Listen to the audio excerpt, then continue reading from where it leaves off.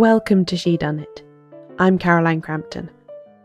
I want to take you back in time today to November 2018, when the very first episode of Shedunnit was published. My subject for that one was the so-called surplus women, the women it was believed had been left over as single women after a vast swathe of men of marriageable age had been killed in the First World War. In it, I explored the connection that this perceived demographic trend, or even crisis according to some, had to the figure of the Spinster Sleuth, who became a cornerstone of the golden age of detective fiction in the interwar period. Think Miss Marple, Miss Silver, Miss Climpson, Miss Lemon, and plenty of others. I've covered lots of subjects since then, in over 100 episodes, but I remain very intrigued by the figure of the spinster in mystery fiction. And so, as you can imagine, I was delighted to learn that my production assistant, Leandra Griffith, was writing her master's thesis on a closely related subject, looking at the first Miss Marple novel, The Murder at the Vicarage, from a feminist perspective. Now that she has successfully presented her work and received her degree, I wanted to invite her onto the show to talk about it. And so that's what you're going to hear today. Our conversation about Miss Marple, spinster sleuths, and feminist narratology. Enjoy.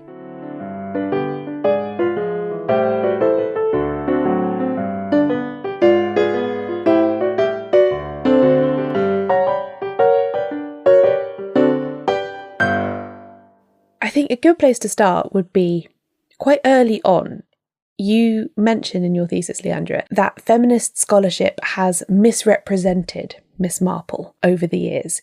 Could you explain a bit what you mean by that and how they might have misrepresented her? Yeah, I'd love to. I believe that sometimes Miss Marple is viewed in a negative light where she's actually quite criticized by feminist scholars, especially those who are looking at her from the lens of modern feminism when we're thinking of female or women detectives today, and then looking at Miss Marple and thinking, oh, she actually is the limits. She's very limited in regards to detective fiction, in regards to what women should have been doing as detectives, especially in comparison to a few other women detectives that were existing during the same time as Miss Marple.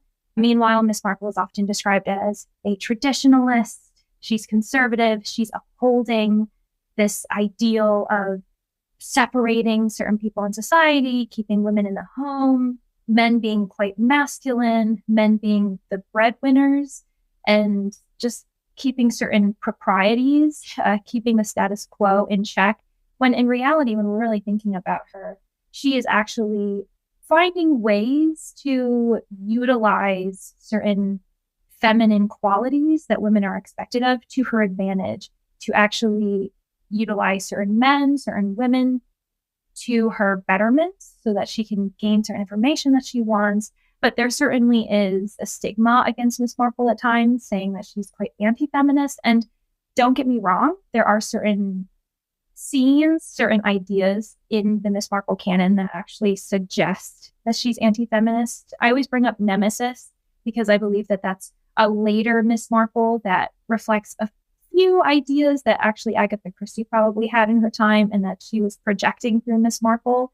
But when we're looking at especially the earlier novels with this character, she's actually quite feminist, but it's a subtle, quiet feminism where she's taking what she can get, but she's certainly not being greedy about it. So I do think that we need to reevaluate Jane Marple as a character who isn't necessarily completely against women being who they are and finding strengths where they can. And what do you think it is about her character that leads people to make those assumptions about her? What characteristics does she have that point in that direction? There's a lot of stereotypes that follow her throughout her entire career as an amateur sleuth. The fact that she's an elderly woman, there's a really fascinating depiction of her actually in the Tuesday Night Club. Actually, in the early publication of it, the Royal Magazine had it, I believe it was in December 1927. They actually included illustrations. So we received the first depiction of her physically. And I think a lot of people's expectations of her, or they view her as a bit underwhelming, is because we base a lot of our images of her from this earlier depiction. She is this very wrinkly old woman. The first picture is actually of her sitting in a rocking chair, knitting away.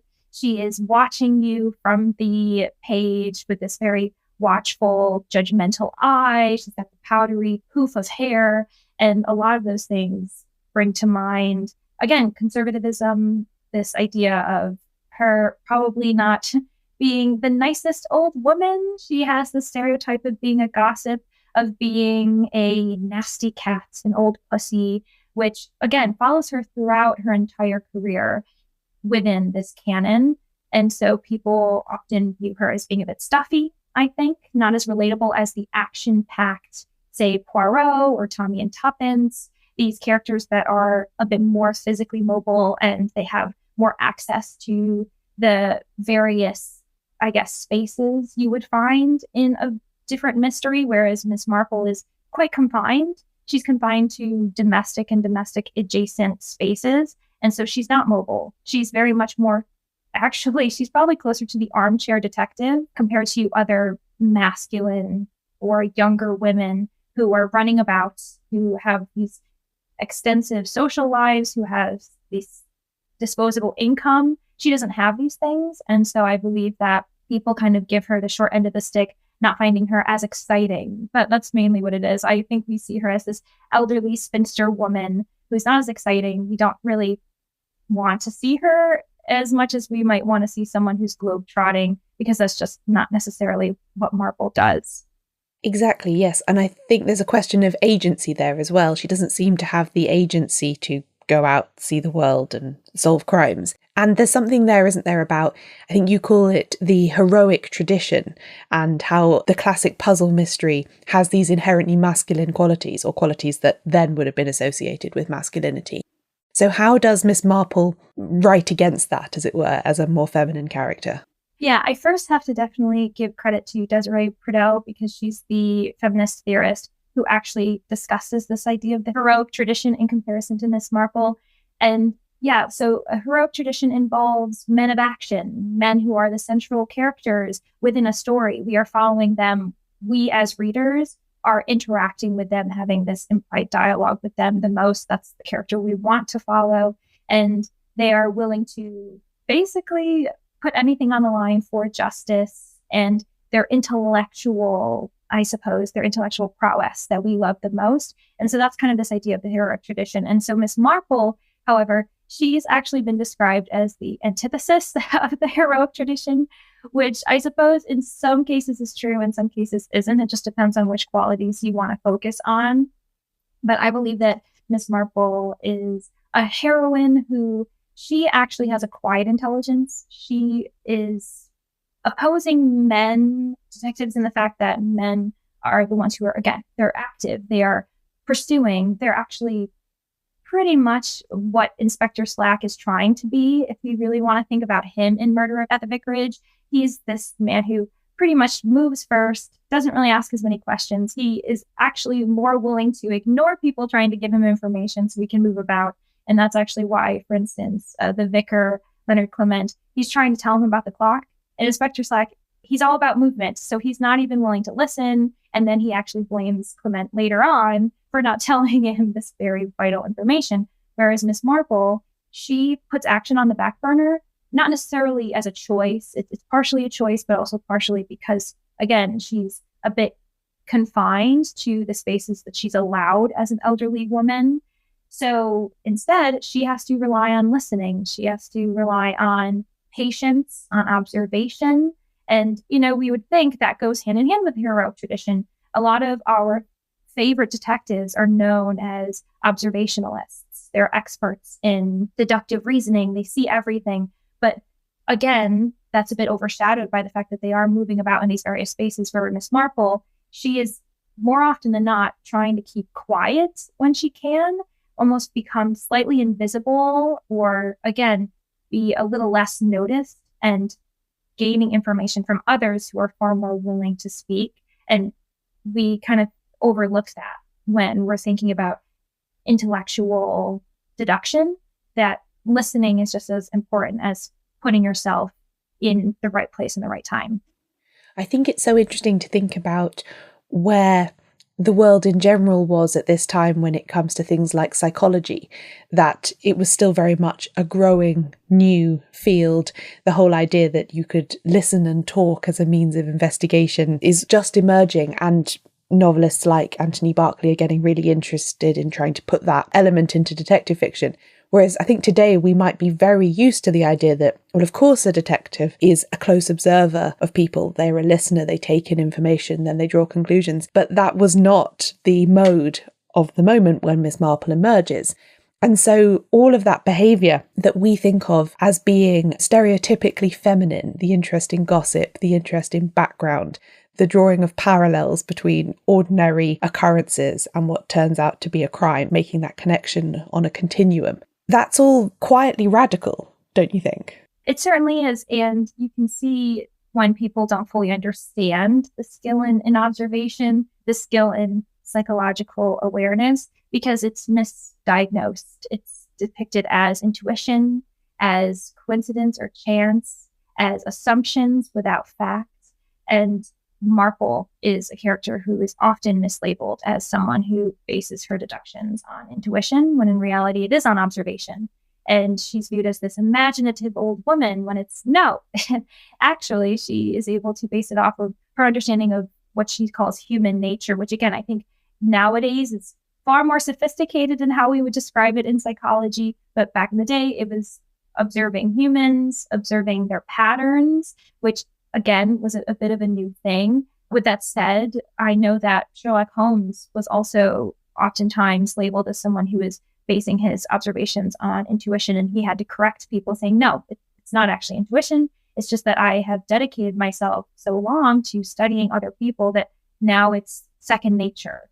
It takes me a lot less time to complete a task because I have done it so many times. I can connect the dots immediately. And Miss Marple does that as well. But again, she's far more quiet in her explanations of that. There are times where she does correct people, but I think that it's just as strategic as everything else that she does. She isn't going to waste her time every time she corrects someone about her observations and when someone mislabels her as a gossip, because she kind of also is a gossip. She doesn't disagree with them because she's very much not embarrassed by it. She doesn't regret being a gossip, but I think that's because she understands that there are far more interesting qualities to gossiping. It's far more enriching and vital than people think. We think it's this malicious thing that has no importance at all, when in reality, again, it's information gathering. She's actually taking advantage of the situation. She's passing along information. She's learning about people.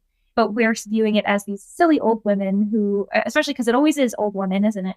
It's always the old women who are gossiping, whereas if it's a group of men who are chatting about something, they wouldn't be described as gossipers. They would be described as men in conversation, men in discussion. And so it's kind of interesting to compare that. And I like that Miss Marple doesn't really shy away from it. She says, yeah, that's exactly what I am. And I'm here for tea and scandal anytime.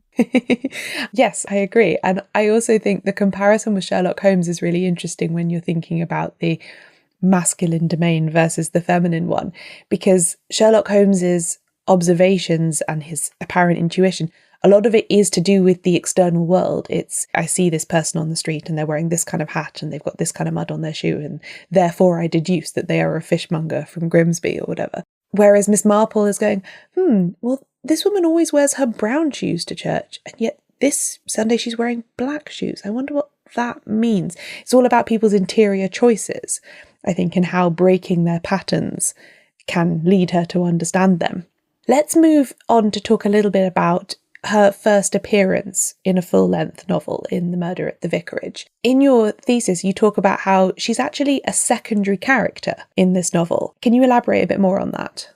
I remember that this wasn't necessarily the first novel that I read following Marple. The first book I actually read was The Body in the Library.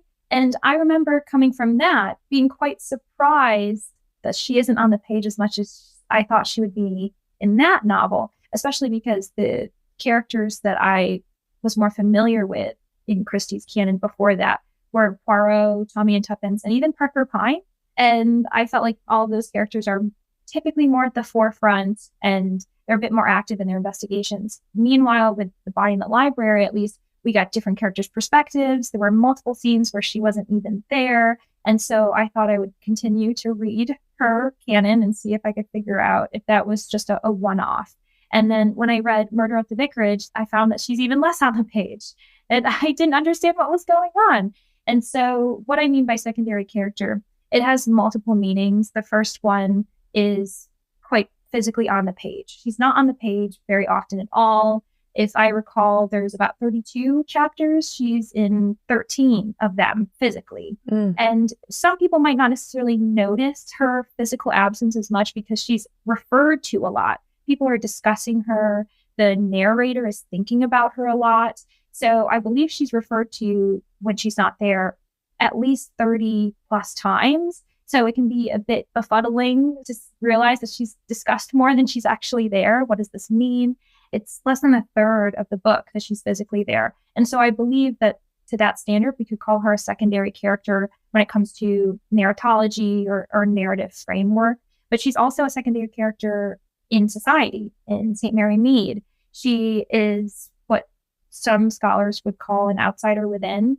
There has been, again, a few mislabelings in history following Marple, where she's actually viewed as the insider. A lot of times people like to compare her with Poirot. Of course, that makes sense. But Poirot is described as an outsider. And if he's an outsider, then Miss Marple must be an insider because, again, she's this gossip. She's surrounded in this community. She knows the nooks and crannies of everyone's lives, whether they like it or not. But that's just not the case. I think that it's actually a discredit to her to call her an insider, especially because she is on the outskirts. She is not openly welcome in certain circles, specifically in St. Mary Mead. She is often viewed as an obligation. People kind of view her as bothersome. She's a nuisance. That's also why we connect spinsters with cats a lot, because they're viewed as nuisances in society that we just have to endure for various reasons. I think that that's what makes her a secondary character just in general. Whereas, for instance, obviously Leonard Clement, he is a main character. He is a protagonist in this mystery, but also in society. He is this pivotal person in many people's lives. He's got this place of power, this place of influence. People willingly come to him for advice. That's not necessarily the case with Miss Marple. And so in comparison to other characters in the novel and just in the society, she's an outsider within for sure. And we'll be right back with more on how Miss Marple takes charge of the murder at the vicarage, despite the vicar's best efforts to control the narrative, after the break.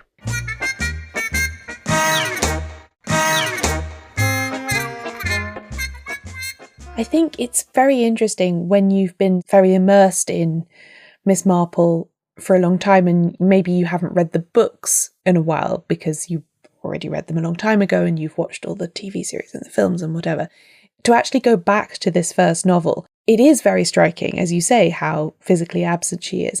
And also how, because the book is narrated by, as you say, Leonard Clement, the vicar, you see everything filtered through his perspective. So all of our knowledge about what she looks like and how she walks and all of that is actually the vicar's ideas about that. There is no, as there perhaps is in later books, there is no sort of Christie omniscient description of her. This is all just the vicar's idea of Miss Marple, which I think does also have some impact, doesn't it, on that sort of feminine element that she brings to the book, because we are essentially seeing it through a man's eyes. Yeah, this is definitely where feminist narratology comes in. And some people are probably wondering, what is that? What is feminist narratology compared to just regular narratology? And it's basically analyzing narrative. So that can be character development, it can be plotting, it can be really anything to do with the story, but just with a gender conscious approach. And I just think that we have to do that with this novel, especially because, as you said, Leonard Clement is in control of this narrative. And the fact that he's in control of it when it's a story of Miss Marple, of an elderly woman, it's a bit interesting to compare to, say, again, the first novel that follows Poirot. We have to see him through the eyes of Hastings, but it's not the same thing because they're two men versus a man observing a woman's perspective. And if we also think about it, we don't know Leonard Clement's motivations. What are his motivations for telling the story? Because if I remember correctly, we just were thrown in. He says, I'm trying to remember or think of where to start, so I'm just going to start here. He gives no explanation for why he feels motivated to do this, whereas we have seen in other secondary sidekick characters where they usually explain saying, the newspapers have been talking about it. People have been asking me for this story, so I'm going to give my side, whatever the case is. Whereas again, Clement remains quite mysterious in his choices for doing that. And I think, in my opinion, that it could be analyzed in two different ways. One, if someone's being quite optimistic and quite kind to him, they might think, he's doing the right thing, especially because Miss Marple in the end doesn't necessarily get the credit socially or publicly that she deserves for solving this crime. So maybe he's turning a wrong into a right. He's being a good person. Of course, he's a vicar. He should be a good person. But also there's the perspective of he's among the various group of men who have all been outsmarted by this elderly woman who's been, again, viewed as this bothersome person that no one's been taking seriously, but she keeps being right about various things. And then she's actually the main reason why someone else wasn't mistakenly found guilty for this crime. She actually ends up saving someone's life. And there's just all this going on. And so at the end, the vicar, Inspector Slack, Colonel Melchett, Dr. Haydock, all of these men who are in a place of power and respect in society and who are far closer to the crime because they all actually had access to the crime scene. Miss Marple never sees it if we really stop and think about it. That can be embarrassing. It can be extremely embarrassing, especially when the vicar himself knows for a fact that this woman ended up beating them all out and doing this. And so there could be a suggestion that he's taking back as a little bit more control because now he's in control of her story. He, again, has provided this power of graciously giving her the stage that she never asked him to give her. It's just kind of interesting to think about. I think narration in detective fiction across various stories can be the most fascinating thing to consider because it is this wonderment of why is someone telling us this thing? What is their part? And how does it influence the detective, especially if the detective asked them to do it or if they didn't? I think that plays a really important role. And also, I think that Murder at the Vicarage is the only novel that follows the story by a first-person perspective of a man, of this vicar. I think he's the only novel where he does that. And you can correct me if I'm wrong, but more often than not with Miss Marple, it's multiple perspectives, a third person, or maybe something to that effect. But he's the sole person that we're getting to follow this one mystery, which is just kind of interesting. Yes, I think you're right in the Marple novels that it stands alone in that regard. And we know, though, that Christie was interested in narrative and perspective because just a few years before this book comes out, she'd done The Murder of Roger Ackroyd. As you say, she started off with the classic Watson situation with Hastings, writing the first Poirot novel, The Mysterious Affair at Styles, in the first person. She moves away from that as she does more Poirot novels. She ends up, I think, quite disliking Hastings and sending him off to South America to get rid of him. So I think we can certainly conclude that it's not an accident or a chance that she's presented this book in this way. She is interested in these things and she is making very deliberate choices about it. But given that we've got that framework, how do we see Miss Marple operating within it? What kind of behaviour does she take on in order to still get the job done, as it were, even though she is not in control of what's happening?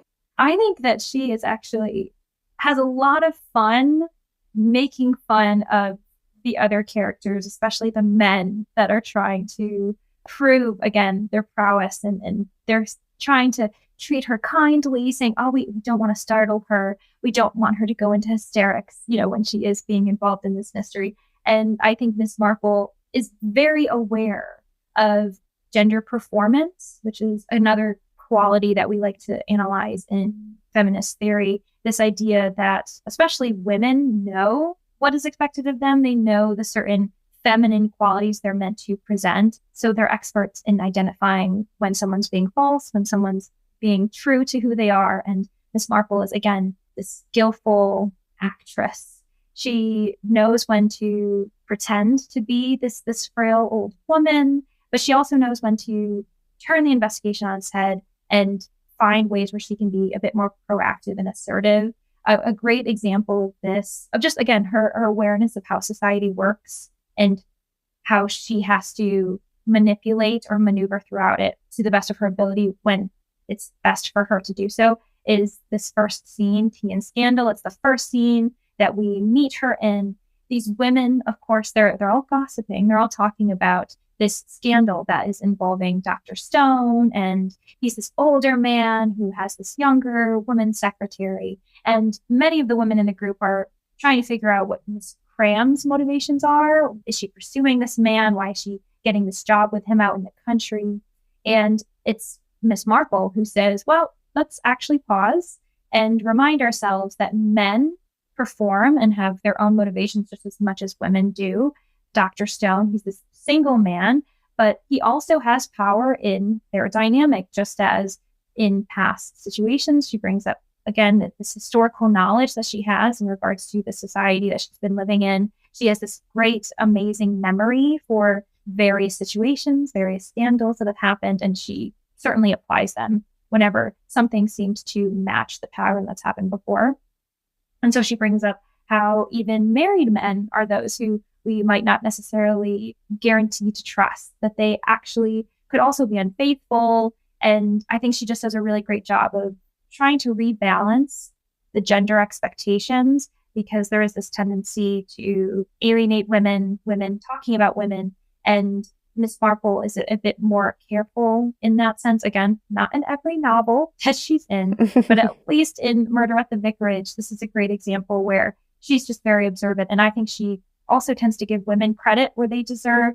I think she gives Lettice a lot of credit where she deserves, because she's also performing. She's pretending to be a bit of a flighty woman. She's this young woman, naive, seems to be forgetful all the time. And I believe it's actually multiple women in the story, not just Miss Marple, who are aware that Lettice is performing, and the men have no clue.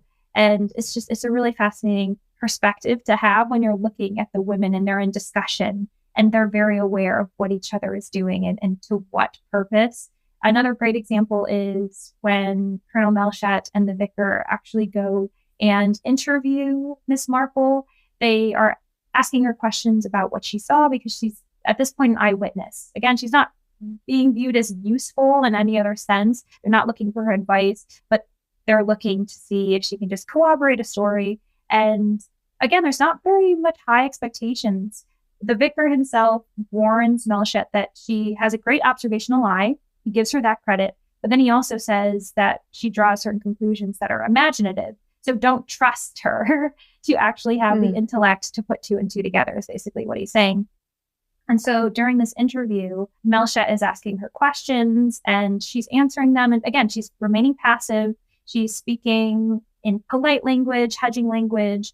And then at one point, she divulges information that she already knew, and this surprises the men. And she immediately goes on what I would describe as the offensive. She sees this weak point, that they're beginning to feel less confident in themselves. They're embarrassed that she already deduced certain things that is baffling them. And so then she actually turns the interview and she becomes the interviewer. She is no longer the one who's being interviewed. She's asking them questions, direct questions. She's speaking directly, full, complete statements without any type of lilting question marks at the end of what she's saying. And so now she's suddenly this masculine character, which again, people might not necessarily notice because stereotypes are just very much affecting every part of our reading experience. We enter with our own types of ideas and societal influences. So we might not notice it, but I do highly recommend people reread this novel and keep an eye on Miss Marple, because she does fluctuate between feminine and masculine behaviors. And she does go on the offensive various times, but it progresses as the novel goes. She remains quite frail, and again, behind the scenes at the beginning. But with every scene we see her, she's taking more chances. She's being a bit more assertive. And what I love about it is that the men never question this. They never notice that she's actually becoming more and more assertive and more masculine. They're not even asking why she's in the room, which I love, especially by the end when she's actually left her domestic space. This is the one time she's actually taken the chance to just arrive somewhere. And they're all just baffled by what she's saying, but no one's questioning why she's in the room in the first place. She's already infiltrated them and they've just accepted it. And yeah, I think she's really brilliant, actually. One of the reasons why I was really keen to read your thesis and then to discuss it was because way back, the very, very first episode of Shedunnit I ever did was about the so-called surplus women of the 1920s and the spinster sleuths that sort of came out of that demographic inequality. And I do think that that guise of spinster, that role that she plays, and not just spinster, but also impoverished gentlewoman who is respectable enough in class terms, but actually in terms of useful power, she has very little money, she has very little property, she has very little to command a room. So yes, that journey that she goes on through the book from being on the fringe of the social circle and, as you say, an obligation. Oh, we remember her father, he was a good man, therefore we allow her in. Perhaps we imagine that might be why she's there. To, oh no, we're actually just all listening to her now, I think is fascinating. The last thing I wanted to ask you about this is, we've talked in terms of feminist theory and feminist narratology here, but I think we can be quite sure in saying that Agatha Christie would not have recognised these terms, nor would she have probably used them if she did. Do you think Christie intends this, or is this all happening on an instinctive level for her? I don't think Agatha Christie expected her stories to ever be analyzed in the way that they have been as of late in higher academia. With that said, I don't think any mystery writers, specifically in the golden age of detective fiction, would have anticipated that higher academia would be interested in their stories in this way, analyzing feminist theory, narratology, queer theory, and all of the other theories that I could have listed in regards to just literature in itself, mainly because these stories were written for the public first. They were written for the avid reader, for the common person.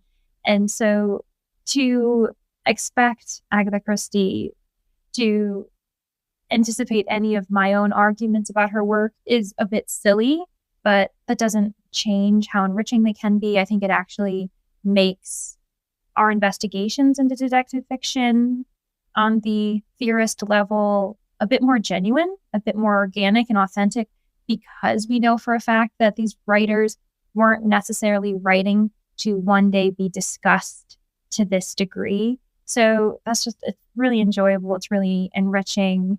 And even if Agatha Christie didn't necessarily intend the various things that I've found in Murder at the Vicarage, that doesn't take away from how interesting and fascinating it is to find these elements in her work. Yes, I think that's fair. And when you do go through what we have of Agatha Christie's working documents, which has all been published in a great book edited by John Curran, The Complete Secret Notebooks, you can see that she is very intentional and calculating when it comes to her plots. You can see the different iterations she goes through with her character lists and how she lays out different elements.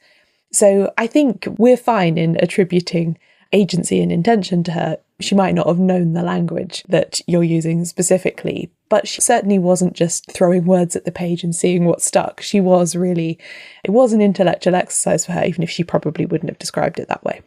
Well, I think that's all we've got time for on this today, but thank you very much for sharing that with us, Leandra. Yeah, thank you. I had a really good time.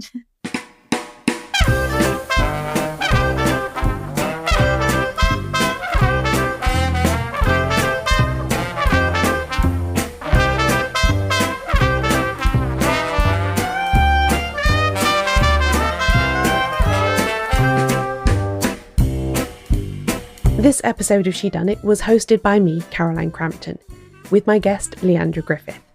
You can find links to all the books we mentioned and ways to find more of Leandra's work at shedunnitshow.com/Miss Marple Spinster Sleuth. I publish transcripts of every episode, including this one. Find them all at shedunnitshow.com/transcripts. If you enjoyed this episode and you'd like to hear more from me and Leandra, the best way to do that is to join the Shedunnit Book Club. We regularly make bonus episodes together, discussing aspects of our work on Shedunnit and what we're reading. Find out more and sign up now at shedunnitbookclub.com/join. Shedunnit is edited by Euan MacAleece, production assistance from Leandra Griffith, member support for the Shedunnit Book Club from Connor McLoughlin. Thanks for listening.